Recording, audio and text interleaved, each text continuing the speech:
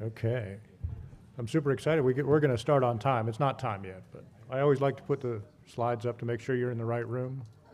I also, so those of you who came early, like to come early because we had an AV problem that the AV tech came in and swiftly solved. So, bad dongles, ruined presentations. I've been doing this for a very long time. I can't not remember if this is like my 27th DrupalCon. That sounds about right.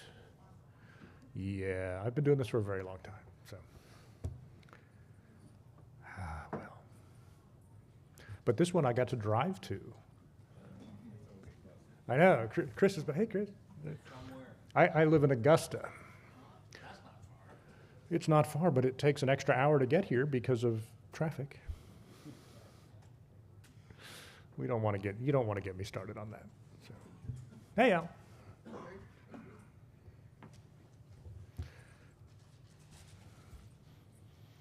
This is such a strange room. It feels like I should be taking, like, do you want the beef or the chicken? No, officially no. Officially, that would break our contract with the hotel. Actually, you cannot do that. They have to sell all the things. So okay, we will get started. Hey, we're here to talk about EditTogether. Oddly enough, I did not make a slide that has our names on it. I feel bad about that. I'm Ken Rickard. I'm Senior Director of Consulting at Palantir.net. We're a consultancy and development agency based out of Chicago. Alex Jones. Alex is a senior engineer now? Mm-hmm. Senior engineer and lead architect for EditTogether. We're going to talk a lot about what it is, where it came from, and where it stands now. You're going to get a little bit of inside baseball talk, especially based on the Dries note that we got yesterday. So we're gonna talk through things. We will have a portion where we do a live demo, so you'll get to use the tool and write snarky comments in real time, and you'll get to see them on the screen, which is always fun. And we should have plenty of time for question and answer. So we will start with the heck. What in the world is EditTogether? It is a field-level content collaboration framework built for Drupal. So it's built within Drupal, and it works with all of your normal Drupal workflows. It enables real-time, secure, collaborative editing directly in your Drupal user interface. So to make that real simple, the experience you have in a Google Doc where you're seeing multiple people work on a thing, it's that in real time, in a secure manner, and we'll talk more about that. Why, I think, is the big question. Why would we want something like this, aside from the efficiency gains that you might get as an organization? From a Drupal perspective, especially given what Dries has been saying about Drupal CMS and how we want to get out there, none of our competitors ship with this feature, by the way, right? It is not a thing that exists in a WordPress or an Adobe Experience Manager, right? People have to do their collaboration in other tools and then bring it over into the CMS. Well, we can cut that step out, and I'll talk about that more. Having open innovation. There are tools out there that do this, Google Docs most prominently. That is, you're never gonna be able to do anything with that, right? That's proprietary, that is closed. There is a very good tool available to you right now as a paid service within Drupal. I will not name it, but you know what it is. But that's not really an open source tool. So that matters to me. Getting this thing out so it can be supported by the community so you're not locked into a single vendor, hugely important. And then data sovereignty, which is a point we're gonna make a lot. How many of you, by the way, work for government agencies? Okay. So, like, I know Al, so I'll point to Al a lot. Our original client is a state government agency, and the tools on the market they can't use because they send their data to the cloud. We're going to talk about how we don't do that and why we don't do that. So, EditTogether eliminates inefficient workflows of drafting in other systems, right? So you might use Teams or Google Drive, and then email around drafts. People do that still? And get approvals and stick them into Drupal later. We're going to solve that pain point. So it's kind of a big deal. And we have some actual ROI because we have this, let me be really clear, we have this out and working. For a great state in the northern part of the country that I don't think I'm allowed to name, but it's a great state. It's lovely.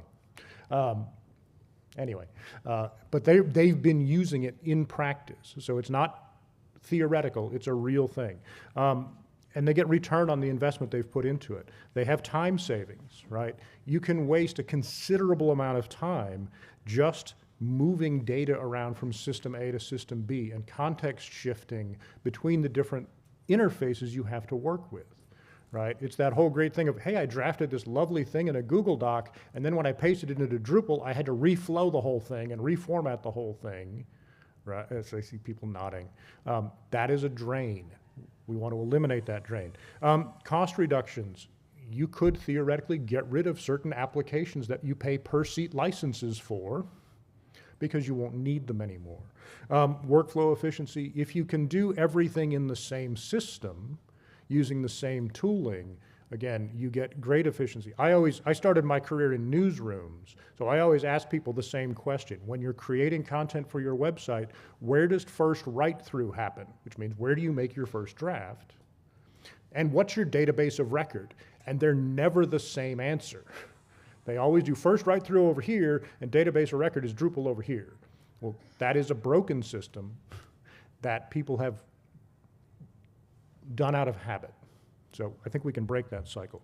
And then risk mitigation. We do have enhanced compliance tooling, again, that we'll talk about, so that you can do things in a secure fashion. I'll give you a horror story. Again, a lovely product who I will not name.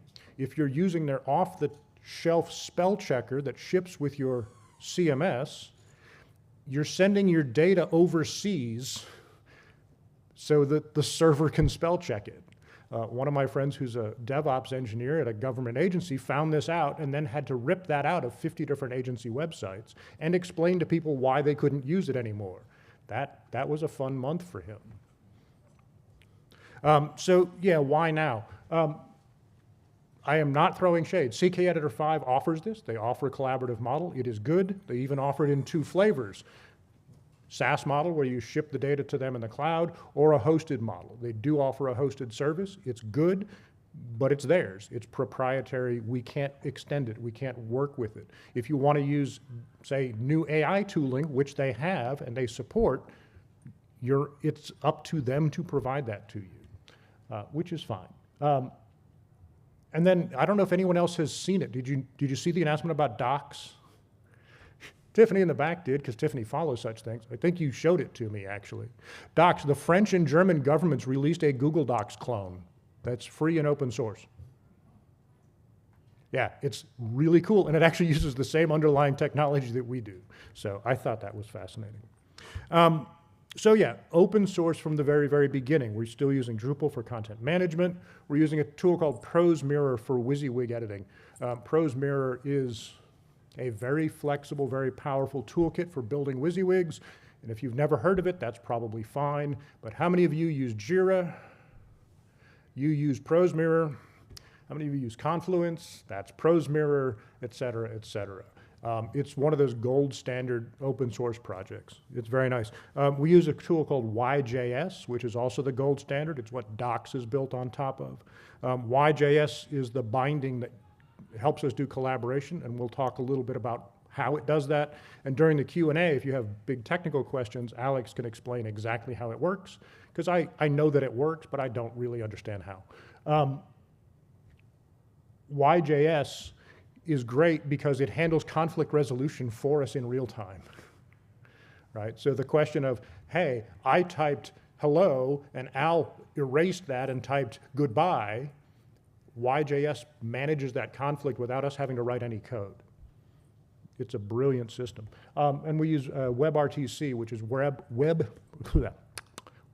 Real-Time Communication Protocol for collaboration. WebRTC is the thing that lets you do video calls. And WebRTC is sort of the magic that makes all of this efficient. All right. So we set out with a pretty ambitious goal to build a better tool with a full-featured text editor, collaborative drafting and review, threaded commenting, which is really nice. Autosave notifications. We do autosave operations that are configurable. They'll happen on a time limit and save the current document state. And we actually send notifications to everyone else that says, oh, by the way, this just got autosaved. That's nice. And then Drupal native integration. So if you're using content moderation or you're using workspaces or any of that tooling, it works natively. So your current production approval workflows, this just layers in on top of it, or really underneath it. And I think that's pretty exciting. And then, you know, like native revision tracking, because for the government folks that we work with, knowing which version is published becomes really, really key. So we track all that stuff using Drupal native tools, and all we're doing, again, is adding additional functionality. We're not taking anything away. This is what it looks like. You'll get to see it in a minute. The green box is just an autosave notification. So yeah, we have threaded comments in the sidebar. You have ways to see who's doing what. The cursors follow people around when you're active. And you'll notice, and Alex can explain this later when we have Q&A, we don't have to attach this to a WYSIWYG editor. Prose Mirror can bind to virtually anything on the page, and it really likes form elements. So our goal is to attach it to, or teach Prose Mirror, and therefore EditTogether, how to recognize all the core form types. And I think we've got like 6 or 7 of them right now. So you'll see in the demo, you'll see us collaborate on radio buttons, which is weird, but really cool at the same time. All right, here's the inside baseball part. The first phase of EditTogether was fully funded by a state government organization. That contract is over. The product is not in a supportable state. Let me just put it this way. If we released it right now, our team would be flooded with requests to support Prose Mirror. And more specifically, there's actually a CK editor to Prose Mirror transition state because they handle their markup slightly differently and they store documents in slightly different ways. Well, we don't have the bandwidth to provide that level of free support and make sure that the product is still done. So I will be very, very direct. We are in a state where we are looking for beta partners to get us across the finish line so that we can do an open public release, that it will be sustainable. So very much we're in the same position as Drupal CMS, right? Where we have a bunch of agencies, hopefully, collaborating with us. We actually had a very nice call this morning with folks who work with the European Union, and we're very much looking forward to how that unpacks. But yeah, we're not, we're open source contributors, right? We're not a startup who's getting seed capital from VCs. So we have to figure out what the funding model is to make this a sustainable long-term goal, product. All right, that bad news aside, what makes this different from other approaches?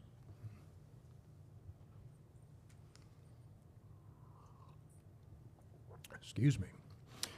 The data sovereignty piece, again, if you work for a government agency, or even if you just work for a privacy-centric organization. If you're using Google Docs, all of your data lives on Google's servers. If you're using CK Editor, your data transitions up to CK Editor servers and back to you. Those servers can be installed locally, which is great. If you're using Contentful, that's all on Contentful's servers. EditTogether never sends your data across the pipeline. All EditTogether does, because of YJS, is send notifications and requests. And since I know some people in the audience, I will use actual names.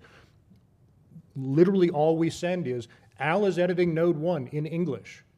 Chris is editing node 1 in English. Alex is editing node 1 in English. Let's all put them together. And once that happens, they get connected directly.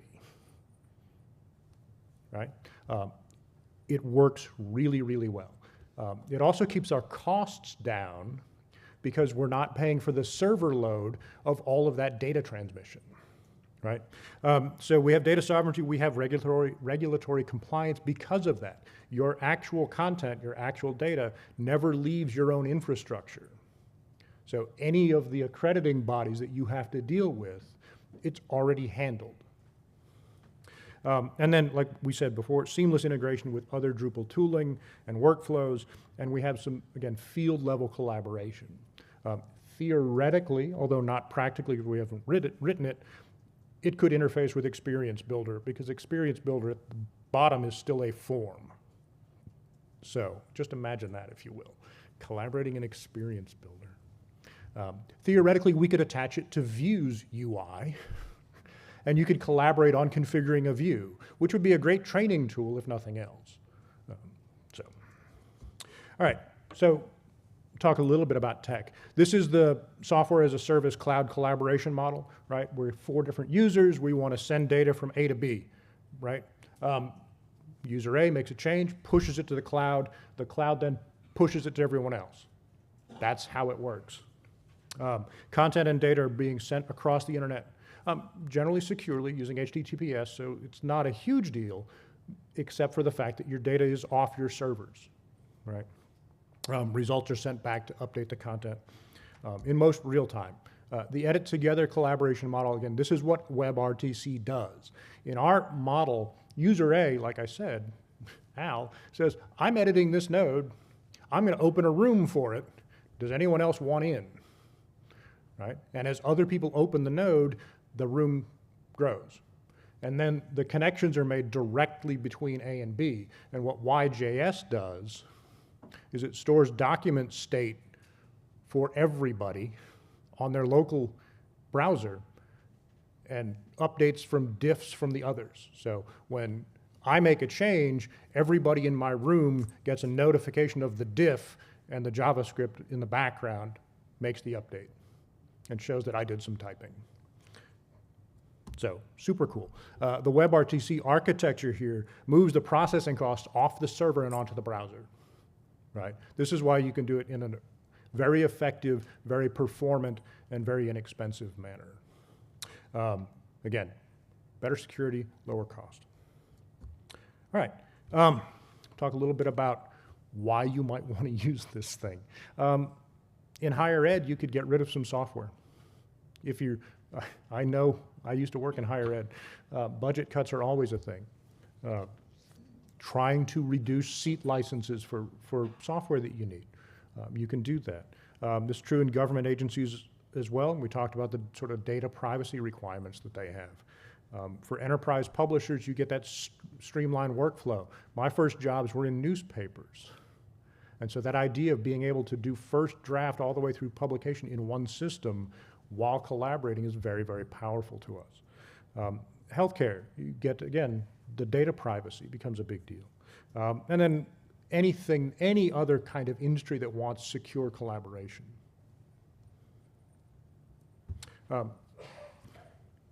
Practical example, and I have a disclaimer, I used AI. Can't you tell? These are my generic people. But this is very, very common, right? Especially in larger organizations, especially in government organizations. The technical writer will make a draft. This is actually a simplified version of the workflow that we started with the people who paid for the first round of this. Technical writer will write a draft, email it to the policy analyst, who would either say yes and pass it on to someone else, or say no, please make these revisions, right? And these are in giant email chains, which are locked in your systems and you can't audit easily, right?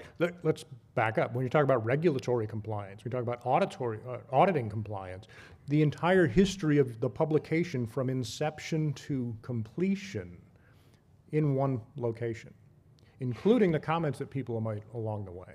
That's a big deal, right? So we don't need to go through the whole spaghetti of it, but you get the point. In the EditTogether workflow, and I use my happy AI workers for this, hey, a draft is made, people get notified, and then they collaborate on it, and when it's approved, it goes published. Boom, right? We actually wrote an extension module called Workbench Approver for this client specifically that lets you lock the content moderation state until one or more people says, yep, that's good to go. You can still edit that piece of content, but it can't move to the next stage of your workflow until Al says so. I'm just going to keep picking on you, Al. You're so good at that. Thank you. So yeah, the original client workflow, they were using 4 pieces of software and email to do things. They're using RoboHelp, which is a PDF management tool from Adobe. They're using MS Word. They're using Adobe Acrobat. They're using Drupal. And their reviews process were email-based, which was frightening.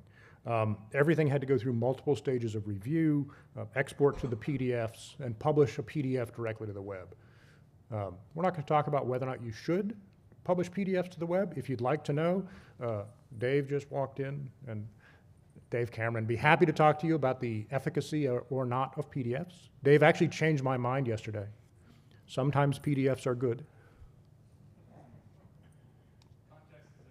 Context really does matter. I had never thought about content strategy for PDFs until yesterday.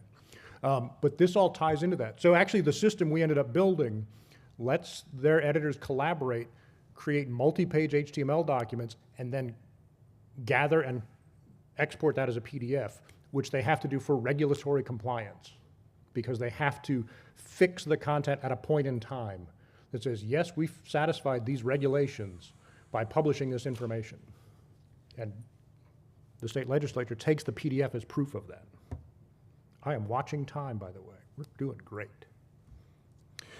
So yeah, their new workflow, it's within Drupal. They draft there, they collaborate, they use content moderation to push it through. Like I said, they use Workbench Approver to say, well, wait a minute, until Steve says it's okay, it's got to stay here, right?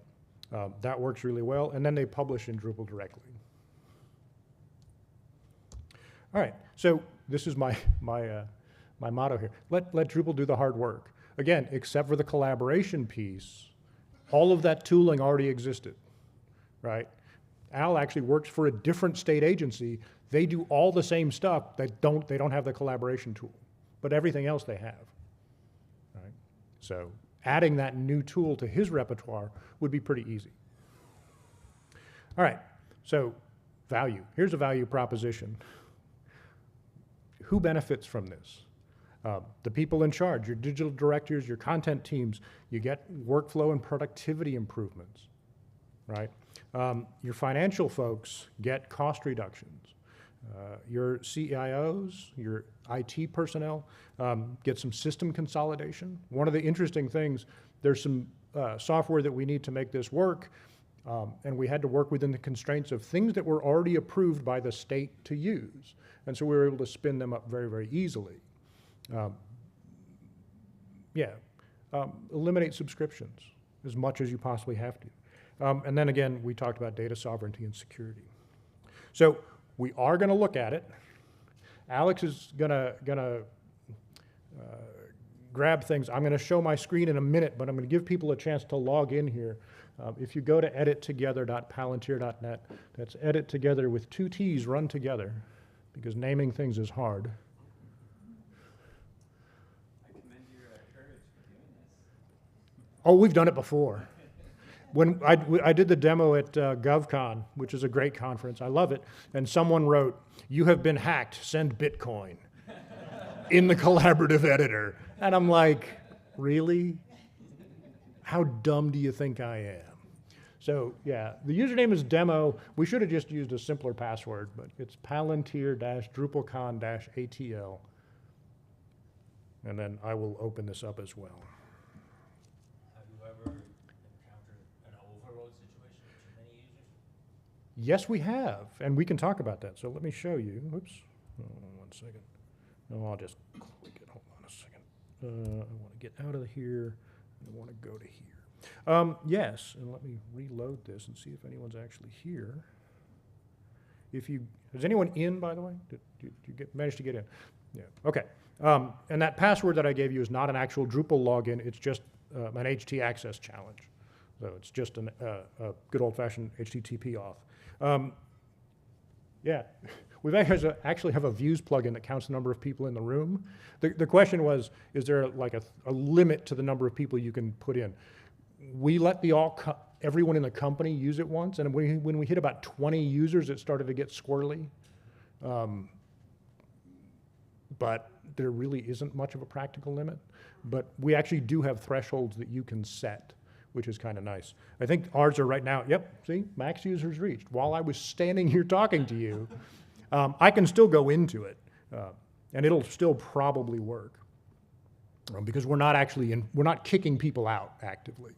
I'm actually not gonna do much except scroll around, but we can see a couple of people in here. There's some anonymous users. Yeah, Alex is actually logged in, so you can see he was in the title field. There he went. You can see Alex's actual name on it because he is a logged in user. Hey, let's comment over here. Okay, I said I wasn't going to do anything. I'm going to do something, if I can remember how. Oh, I don't remember how to comment, actually. You just got to highlight the text, Yeah. and then you'll get a little comment button there. Oh, yeah, there it is. Hey, comment. Hey. Yep. Comment. There we go. So, yeah, inline commenting, which is really nice. Needs more emojis, yeah. This is a big joke. I hate emojis because I have bad eyesight and I can't tell what they all are. I made the menu item for the feedback button, and it's got emojis in it. It's got emojis in the YAML. Yeah, I feel dirty. Sorry, jokes. Anything you want to show off, Alex? Yeah, can you all hear me okay if I talk without this mic? Because I think there's going to be an echo thing going on. I can turn this one off. Oh, okay. Okay. Is that a little better? Okay. Yeah, so there are just, I guess there are a couple things to talk through on this page. So, you know, obviously we have collaboration on, you know, your text fields, drop downs, number fields, date fields, things like that. And then this WYSIWYG editor that you're seeing here is the editor that we've built on ProseMirror. So you can do anything that you'd expect to do in a normal text editor, but we've also built things like an entity embed integration, so you can drop some images that we have on the page directly, and we've also looked into building things like a media library integration, other stuff like that. But you can use EditTogether to add functionality from existing modules and drop them into your page that way. One of the things that you all can't see on this page is the admin sidebar that has information about like your menu settings and whether or not the page is published and stuff like that. I will say those fields are all also collaborative. So you can collaborate on any of the metadata on your Drupal nodes as well. You can change your URL aliases and authoring information, stuff like that. And you can do that all with other people in your form. So basically anything that you have access to via Drupal's permission system, you'll have access to collaborate on using EditTogether, and anything that you don't have access to, you won't be able to edit, just like normal. But other than that, maybe you'll want to cover the collaboration or the saving conflicts and how we dealt with that. Yeah, so we should talk a little bit about how EditTogether handles revisions and how it works with Drupal's revision system. You'll notice this little notification that says, hey, an autosave happened. We have it configured to autosave. I can't remember how often. Probably, I think it's at 5 seconds right now. I think it's oh, is it every 5 seconds? It's really, really a lot. One of the things that YJS gives us actually is a collaboration notification framework. So we can send events and things, which is really kind of nice.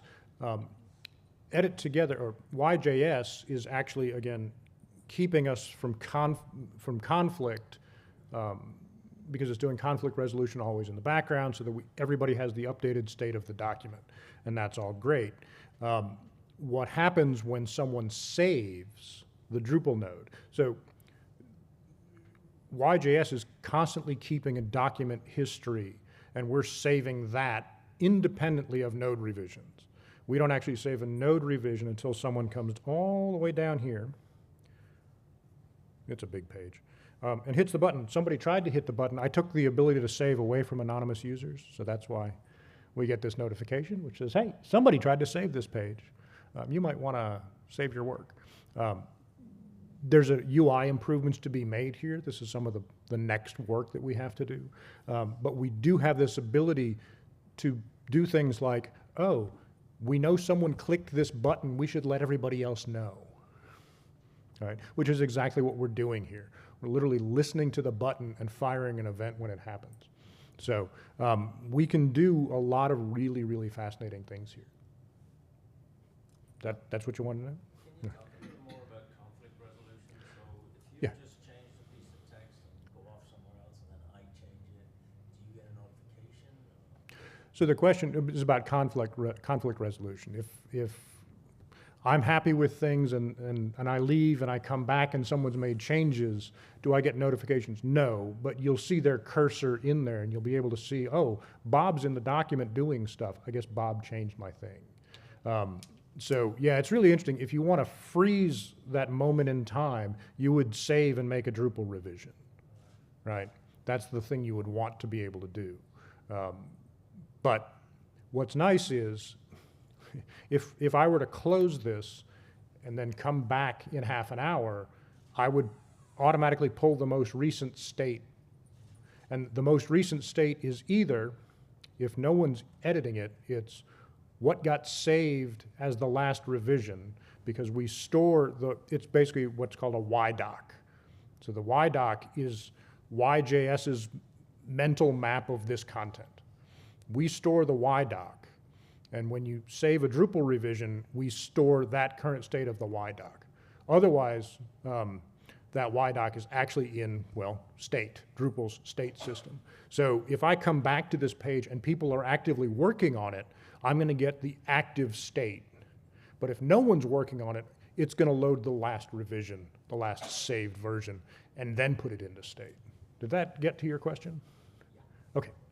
Does that include the comments? So Does that include, the comments are stored separate, the comments are stored separately in real time, I believe, aren't they? The comments are actually stored alongside the YJS document. Oh, so the comments, okay, the comments are in the comments are stored in the same way then. Yeah, and anything that you, when Ken's talking about like this YDoc state being stored alongside your revision, anytime you see that autosave notification, that's been saved back to the database. So if we all left this form right now and then reopened it, you wouldn't necessarily get like the last Drupal revision, you'd get the most recent autosave, which happened at 3:31 and 11 seconds. But that would include every single form element that's collaborative and the state of that form element, as well as the comment state. Yeah. Yeah. Sorry, this question's already answered. Is there any logging of which user did what? Is there any logging of which user did what, is the question. I'm going to let Al, you should turn your mic on and answer that question. So the YJS document does track which users did what. We have not turned that into like a UI where an administrator could go in and see like what changes were made by a user. We do have some features that we've planned that would address that sort of thing, like a track changes feature like you see in Microsoft Word or something like that. But we don't currently have a system to show like what change exactly each user made beyond Drupal's logging system. But it's not something that couldn't be built. It's just not something that we don't have in this demo. So it's that case where the data exists, but we don't have an interface to go grab it and show it to you. One more question, then we're going to go through this, and then we'll do more questions. I think I'm restating something you already explained, but the autosave is saving your YJS state in the state API. Yes. And then when you hit the save and create a revision, whether you create a revision or not, it pulls that into I guess it stores the YJS state somewhere. In a node field, in a hidden node field, yeah. So the question is, where do we save these document states? And so, the autosave is going into Drupal's state system, which is just its local storage, basically. It's temporary storage. And then when you save it, it's actually going into a node field that you don't have UI access to, so that we can reload it properly. I will point out, it's not in the demo. If you go back to the home page, you'll notice that there's English and Spanish versions of this. I didn't put this in the presentation.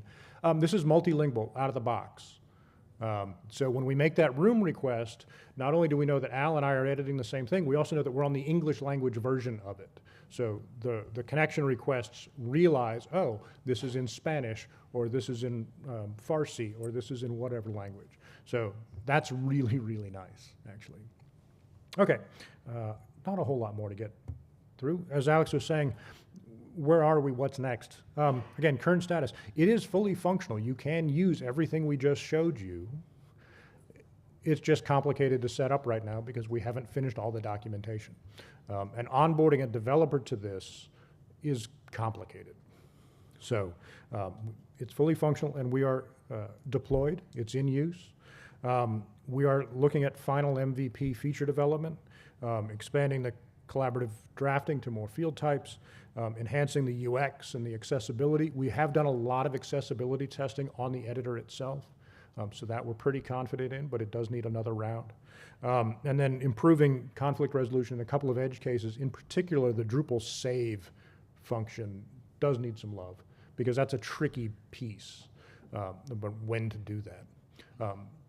And we might even consider tying it to the autosave. That's a fascinating question. We could, I just don't know if we should. But that's there. And we're still planning to do an open source release when we're at viable, sustainable MVP. It's that sustainable part that worries me, worries me a little bit. Was anyone in the community summit on Monday when I ranted about being a module maintainer? Like I said, I am deathly afraid that as soon as we release this, we're just going to get swamped by prose mirror requests, and Alex is going to spend the next 6 months of his life adding buttons to prose mirror, which is not actually going to get this product better. So we are looking for two things. We're either looking for, hey, I'm ready to deploy this in my organization. We would love to talk to you. Even if you have a current vendor, we'd love to work with you and the current vendor. That's perfectly fine. We partner with folks all the time. Or you could just sponsor work. Again, this is what Drupal CMS is doing, right? I went to a session yesterday. Media Current is doing the design system for Drupal CMS. That is a sponsored piece of work that they are providing to the community to make things better. So why would you want to be a sponsor? Again, indicate the commercial viability of the product. This is one of those big things. We think it's a big deal. We think it's a game changer. Is there enough user base out there to prove that, right? It will help justify continued investment in the development and maintenance of the product, because the maintenance, I'm not gonna lie, maintenance of this will be high. Especially as we start onboarding other teams, but it's a big deal. It'll provide you the opportunity to influence the direction of a transformative Drupal product, right? So there are things that you might like to see that we haven't done yet that you might be able to nudge to the top of the feature set. And then secure your position in the early access beta. Again, Tiffany Ferris is in the back. If you really want to talk business, you can talk to her, or you can talk to me, or you can talk to Alex, but she's the money person. Next things you can do. We do private demos. We did one this morning. It went very, very well. We're very, very happy. You can join the early access program, and we can help you get it set up, right? Like I said, we have people running this now. You just can't do it yourselves. It's just not ready for that yet. And then we can discuss any kind of tailored sponsorship that works for you. One of the things that makes a lot of sense if you were an agency would be to sponsor development and then white label it, essentially, and just roll it into your service offering, right? And then let us know what your specific workflow requirements are, because we care about that. I should mention, we did not do a huge tech piece here. Well, connections. One of the things that makes this complicated is you do need an external service that sits up beyond Drupal. And Alex can answer more questions about it, but I'll give you the basics. The signaling server uses services like PubSub to notify browsers that you're connected. So for that, you need a stun server. Stun is a networking protocol, Or if you're behind a firewall or using a VPN, you need a turn server. Those are separate standalone services that do have costs associated with them. They're actually pretty inexpensive because we're not doing a lot of data processing on them. But you do have to stand them up. You can either, we're using PubSub on Azure right now, and we're using Twilio.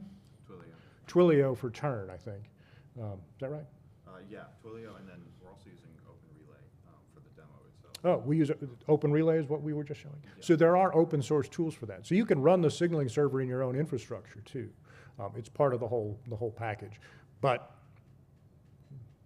we we don't have a piece of documentation to hand you to show you how to set that stuff up. That's where we're at. So yeah, you can come by. We do have a booth. It's going to be open for another hour and a half. I'm about to go back there. You can schedule a one-on-one consultation. We'd be happy to talk to you. And yeah, just talk to us. That is the end of the formal stuff. We have 10 whole minutes for Q&A, because I've done this before. All right, I think I saw you in the hoodie. I have a lot of questions, but I think that a lot of them are discussed. Sure. So that signaling server you just mentioned, we're standardized on Pantheon, do you know? We've investigated whether you can host these services on existing Drupal providers, and it appears that it's going to have to be something you host elsewhere.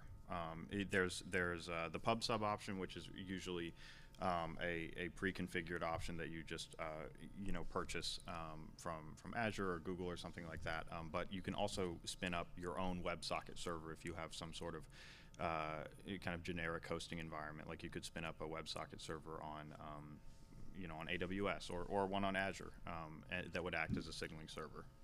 But they're just simple Node.js servers. Okay, so you could still have your site on Pantheon, but then just have Yep, the signaling exactly. response. Yep. And then you said so media is not, it doesn't integrate with the media module. Yes, and the reason for that is because the client that we originally built this for was using Entity Browser for their media management instead of the media library. But there's nothing preventing us from building a media library plugin for EditTogether, and we have most of the work already done for that. It's just Entity Browser is just a different way to insert something into into the WYSIWYG editor, and you could do it with media library the same way. Okay, cool. Okay, last question.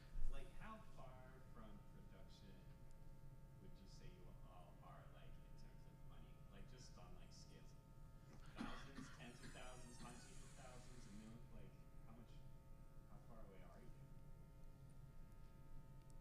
The question was, how far away are we? What was the last estimate that we gave Tiffany? I don't remember what the last estimate is. I think it was like 3 months.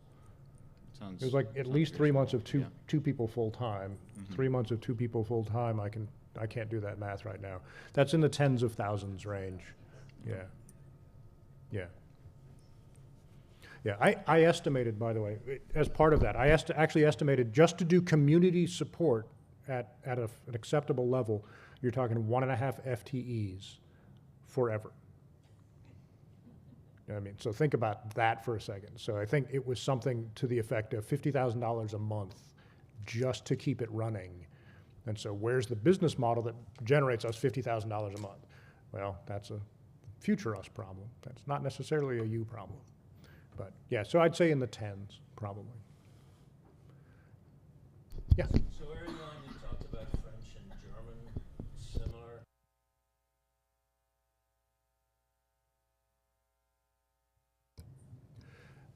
So the question was, there's a French and German product out now called Docs, which is an open source Google Docs.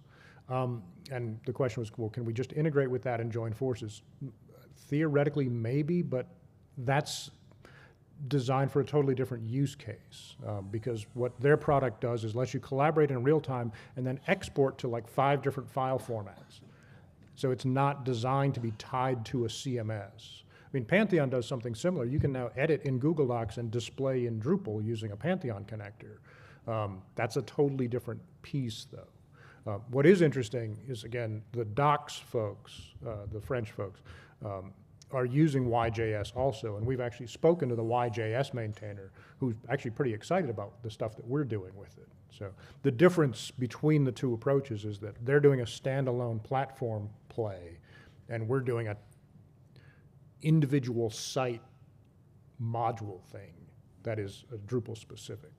So unlikely, I think, is the answer to your question. Misunderstood. I didn't No. hear you say that they were switching over. No, the reason I brought up docs is really because collaboration is big now. It is a desired feature, and having control over your collaboration environment is also very, very desirable. Particularly, that's why the French government, the German government supported that movement instead of paying Google to do it.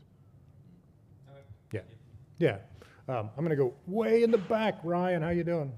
So the question that I had was the diffs that you were talking about, the YJS diffs. Do those get bounced to the external server, or do those be solely on the CMS? So I will. I was going to ask a similar question of like, added to that, is that part of the consideration with like the relay server? Does that impact the trade-off?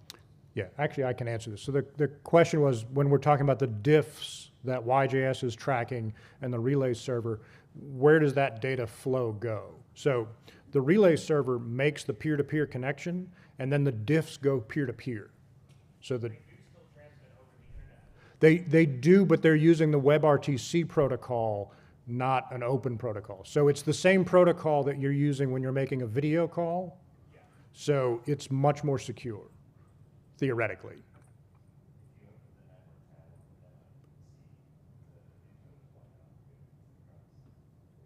Oh, you can? Huh. Yeah, it's really cool, actually. It's very, very nice stuff. Yeah. Yeah, you mentioned that this is a individual site play as opposed to a software as a service play. Is that where the community support level comes into it? You need some individual settings for each site that's using the signaling server? Or is it, I'm just kind of Yeah. wondering where that. The question comes, where does the community support come in? And I'll tell you, the pipe dream, which is not my pipe dream, but it is someone's pipe dream that I can't name names, it's not my story to tell, is that this becomes a feature of Drupal CMS. That it's a recipe that you can click to install. But to make that work, we would have to have some kind of out-of-the-box, easy to spin up signaling server that was already supported. We'd also have to have, I think, broader community understanding of how everything works, so it could be supported in the same way, say, as the AI initiative is. Does that make sense? The challenge being, I don't think we could grab 15 developers from 5 separate companies and be effective in finishing the work that we have, because it's very, very specialized. As far as the configuration question that you had, like whether we need to configure things for each site in a specific way, EditTogether you can just install it on whichever site you're using. It's the configuration that's going to be site specific is just your keys for connecting to a signaling server provider and your stun term provider. But other than that, as Ken was saying, the big drain in terms of resources for community support is supporting all of the other ongoing things that we need with EditTogether, the documentation, supporting feature development, supporting, fostering a better understanding in the community of how this tool works and how to extend it and things like that. We're going to go to someone else. How dependent is this on the form API experience? The reason I ask is that I have an enterprise customer who's working with Layout Builder. We're looking at a tag one solution that allows editing in the View tab, similar to which we do on Squarespace or Adobe or something like that. Is there any possibility of making this work in that kind of an environment? So I'll repeat the question then. Yep. Yeah. So the question is this tied to the form API, or could you use it in a layout builder or other visual editing context? Is that a fair question?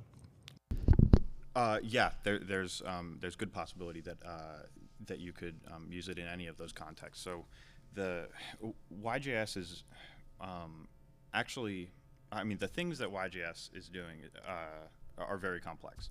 But when you're interacting with YJS as a developer, you're just given a series of different variable types that you can interact with and change, and then those variables will be updated for all the users who are connected. So you can create hash maps, create arrays, create integers, strings, things like that. And then when you create them in YJS, you can share them with everyone else. So what we're doing when we're syncing form elements in EditTogether is like when there's a checkbox, for example, we're just attaching a YJS listener to that, and then when it changes, we send that change to everyone else, and so everyone else updates their form. So we're not really keeping track of like the absolute form state and then syncing that with everyone. We're just keeping track of everything that's happened to the form state.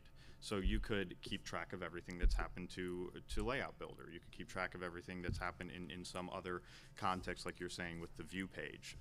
All you need to do is attach YJS to the important parts of that user interaction with a form, and then pass those actions to other users. So you could definitely do that with Layout Builder or with views, or sorry, not or with your view page. In a front-facing context. We officially have 1 minute left. Ryan, I'll give you the last question. Thank you. What does the process look like? So you've created your own custom field that's never existed before for reasons, and you would like to attach this functionality to that field. How hard is that? What's that look like? Yeah, so the question is, if you've created your own custom field, how hard is it to attach collaboration to it? So using EditTogether's plugin system and a few of the APIs that it provides, you basically create a field widget for your custom field that pulls in the EditTogether libraries, and then you just attach YJS to the relevant changes in that field that you want to be able to pass to other people. So if your say your field had a text input, a plain text input, and then it had a couple checkboxes and maybe a radio button. You could attach YJS listeners directly to those checkboxes and to the radio buttons, and when they changed, when the state changed of those elements, you would pass that to other users. And then for the input field, you could just leverage EditTogether's existing input field built using Prosmere, and just layer that in there, and then you'll have collaboration through YJS with like cursors and things like that. But basically, when you have a custom field, you create a custom field widget for it that supports collaboration, and that way you can add some PHP that you might need, some JavaScript that you might need. But it's not. We've tried to make it as easy as possible to leverage all of the existing tools that EditTogether provides, so that you really have a collaboration framework that you can extend and reuse things that we've built as easily as possible. Thank you, everybody. Our time is up. We're going to decamp to the booth. If you just go through the main doors and all the way to the back, we're on the left. We even have comfy chairs you can come and sit in. So, thank you.